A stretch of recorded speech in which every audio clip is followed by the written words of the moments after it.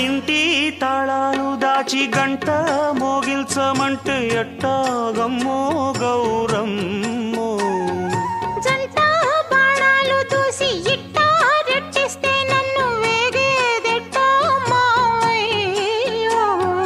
గోరింక గూటి ముందు చిలకమ్మ